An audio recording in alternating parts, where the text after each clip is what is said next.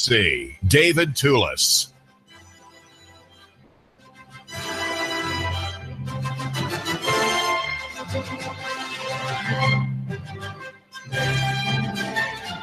Mayor Burke is gone, and there is another mayor in the office here in Chattanooga. And things have changed culturally. Let's just imagine things are different in Chattanooga. The black clergy has discovered the Bible, and the black clergy in Chattanooga, whose people are the most vulnerable to abuses by the executive branch in city government, they have taken courage, and they are making a proposal that the mayor end the arming of officers. Among the arguments that the black clergy men make is that if your solicitations for employees in that department are for men who will not be able to be armed, that it will raise the quality of the person who is hired. That it will bring into that force a group of men and women whose interest is in enforcing the law. That's unfortunately one of the things that the black clergy will continue to accept as something necessary. But that aside, that the person whom they hire will be open to enforcing the law, but also doing that enforcing of the law in a way which is not punitive, not violent, and not backed up by a 6-inch barrel and a 16-round clip of ammunition. In other words, you're going to enforce the law, but because people respect the law, and we want people to, and because we want people to revere these claims against them by the statute, that they will comply. Right? They'll stop. They'll stop when they're pulled over. They know they can't be shot dead or they can't be beaten up by the officer. They know the officer probably is not going to be plated up with armor, and so on. Though that's not what's in view, of course. What's in view is disarmament.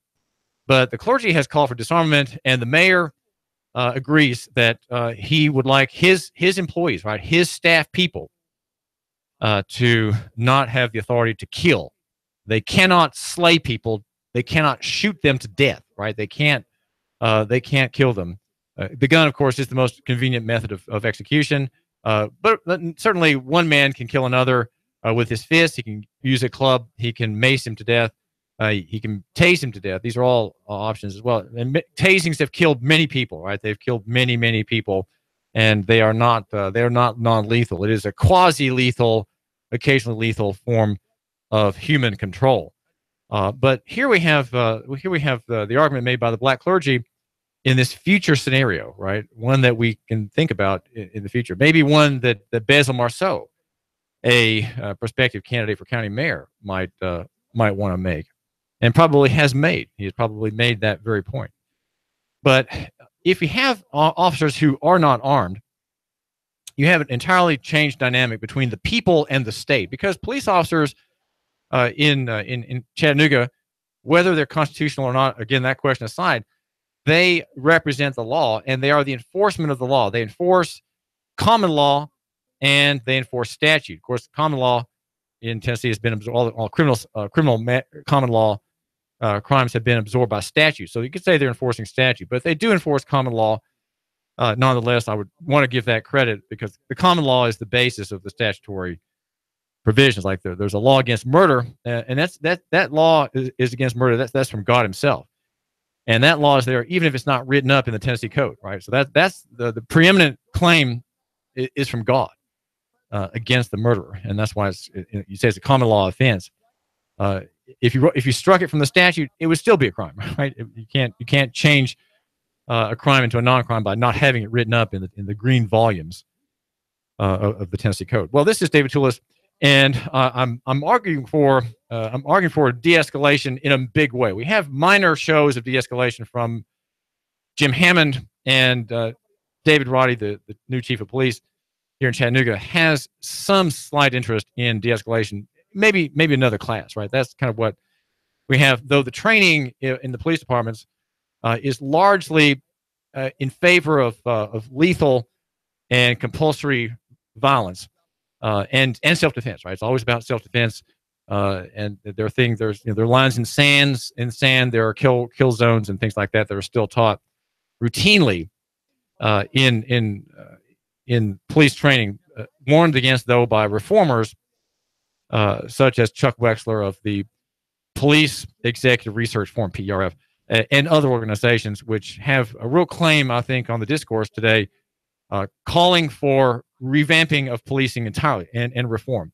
Even the liberals, Alex Vitale at CUNY, in his book, The End of Policing, which I'm going through, I've just finished the chapter on the drug war, even he, a liberal, making excellent points about the need to have a reform of what is in many ways called a sociopathological organization that is in the breast of every municipal power. Every municipal government has this type of organization in its structure, and people accept it. Even the black clergy, whose people are the most abused by cops around the country, even they accept it. They just accept it. In other words, what is fact has become normative, and that's always, if you are a man of God, a dangerous admission. That's always a dangerous concession to make. By the way, do make note that tomorrow at the Community Kitchen at 11 till 12:30, there's going to be the Summer Cares event. That is a presentation by Summer Essex and her mom, Chrissy, of gifts, shoebox gifts collected and gathered, given to homeless veterans. We don't want to have the idea present in our minds that homeless people include veterans, right? If there are veterans who are homeless, then let us give them this benefit, and that it's something that's important to do, not just as a token of grace, but as well, it's a good work and a token of grace. Even though we have prior to the reelection of Mayor Burke, the note by an important government commission, a very important government commission serving the good people, that says we have extinguished veteran homelessness in Chattanooga. Even though that has happened, that came and went as a kind of flash in the pan. It may have said some things that were true, but circumstances change. And in light of the prospect of changing circumstances, even though we have a booming economy, right? Even though there are millions and millions of dollars, as some say, in the Chattanooga area economy, we know that there are veterans who are new in town or slipping out of their former benefits and on the street and homeless. And so this is for them. Summer Cares Friday, that is tomorrow at the Community Kitchen, 11 to 12:30. Do join in or do participate. You can find out more about Summer Cares on Facebook. That's Summer Cares, and homeless veterans care packages being gathered, and some will be given out tomorrow. This is David Tulis. We are here arguing that you should love your neighbor and buy local, and brought to you by Nooganomics.com, the website for the man who matters. And I think that a good way of summing up our argument as a coherent strategy, right, is this: that near is better than far, small than big, simple than complex. And then in the footnotes, in sans serif type, right, Helvetica type, which is neutral, right? I like neutral type, and that's because the letters don't have knives on their legs. Personal is better than corporate, and physical is better than abstract. And the serif is the little foot at the bottom of the letter A, for example, right? And some say it's a shoe, but it's really a knife. And all government statements have serifs on them. Just look at any government document; they all have serifs, and that's because they want you to know that you have to bow down. You must bow down to our law. You must obey and consent. You must consent and obey and fill out all the form and incriminate yourself easily, readily, and you need to do it happily, because we have the authority and we are in charge. We, the national government, we Americans, we the federal people, are in charge. And my argument really does encompass a strategy, and that is, well, we could call it localism, or local control, or local people taking back their city, right? That's kind of the idea. We hear the Tea Party, we hear conservatives, and patriots too. They say, well, we need to take our country back. Well, I think the country can't be taken back. It's too big to be taken back. There are too many other hands upon it, financial, commercial interests upon the government, and the government has seized most all of the economy. It is in the hands of the central bank, the hands of the bankers, and the central government, and its 50 fiefs, which are the states. The states have become wards effectively, and they have sacrificed their people's interests and yielded to commercial interests entirely, becoming themselves commercial, and we have commercial government. So the idea, though, about Chattanooga in the next mayor who says we're going to have a de-escalation and disarmament. Why is that something that we want to have? Well, think just for a second about an execution. An execution by a man holding a weapon, an automatic rifle that has it has an obscenity inscribed on the magazine, and his name is Phil Brailsford. He is a Mesa police officer, and it was cleared by a jury of his peers of the execution, the murder of a man named Daniel Shaver, a man who worked for a pest control company who's in a hotel, and who had a person courageous enough to call 911 on him because he showed in the window of that hotel a pellet gun that he used in shooting birds and whatnot in buildings where he was charged with clearing pests. So a call went out, and a strike team went into the elevator and got ready for combat in the hallway. And all in a state which is a constitutional carry state. In other words, a state in which you can carry a weapon in any way you want without asking the government's permission, a constitutional carry state. And we have a sociopathological killer, a murderer, a cop who is a murderer, Phil Brailsford, cleared by the jury of any offense against God, any offense against the law of that state. Stop! Stop! This is a sergeant. This is not Brailsford, the man who is his superior. Who else is in the room? Nobody. Nobody else is in the room? Nobody. Are you positive? Nobody. Absolutely positive. Okay. Shaver's a little Apparently drunk. we have a failure for you to comprehend simple instructions. I'm going to go over some of them again, okay? Can you both hear and understand me? Yes. All right. If you make a mistake, another mistake, there's a very severe possibility you're both going to get shot. Do you understand that? Yes. This man should be able to Yes. try for Alright. murder too. What the? Shut up. I'm not here to be tactful and diplomatic with you. You listen, you obey. For one thing, did I tell you to move, young man? Did I tell you to No, sir. No, put sir. both No, your sir. hands, No, sir. No, sir. put both your hands on the top of your head and interlace your fingers. Take your feet and cross your left foot over your right foot. Who else is in the room? Nobody. Can you see the door? There are 5 cops, 6 cops, all with automatic rifles aimed at a man who's on his knees on the floor in a hotel. Are you both drunk? No. No. All right. So you're not going to have any problems understanding anything that I tell you, right? Yes. All right. Can I go to my room? No, you're not going to do anything but come towards us. Okay.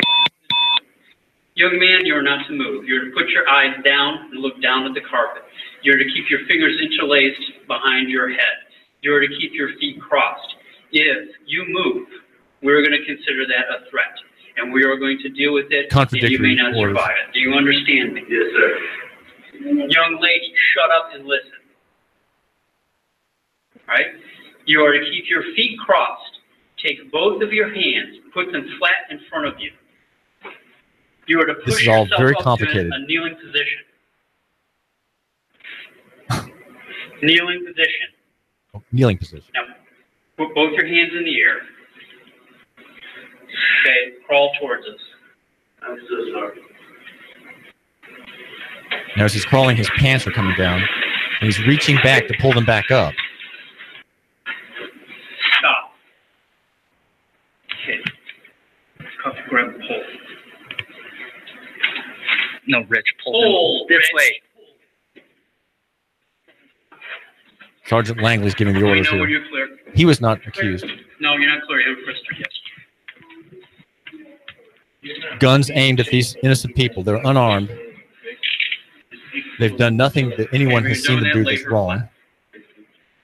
Someone called 911. Okay, I need This is one what more happens. cup rope. Okay. This is the deal. We're going to do almost like we did before. Okay? Okay, young man, listen to my instructions and do not make a mistake. You are to keep your legs crossed. Do you understand me? Yes, sir. You are to put both of your hands. This is palms what they learn in down, training. Okay, this straight is what out they learn in front of you. training. This is what they're going to do to Put you yourself up to a kneeling tomorrow. position. I said, keep your legs crossed. Sorry. I didn't say this in conversation. Hands your hair. Hands up in the air. You do that again, we're shooting you. Do you understand? But weren't his fingers supposed to be And interlaced? listen to my instructions. I'm trying to. Don't talk. Listen. Hands straight up in the air. Do not put your hands down for any reason. You think you're going to fall, you better fall on your face. Your Yeah, hands right. back in the small of your back are down. We are going to shoot you. Do you understand me? Crawl towards me. Crawl towards me. How can you do that? I don't understand how you do that.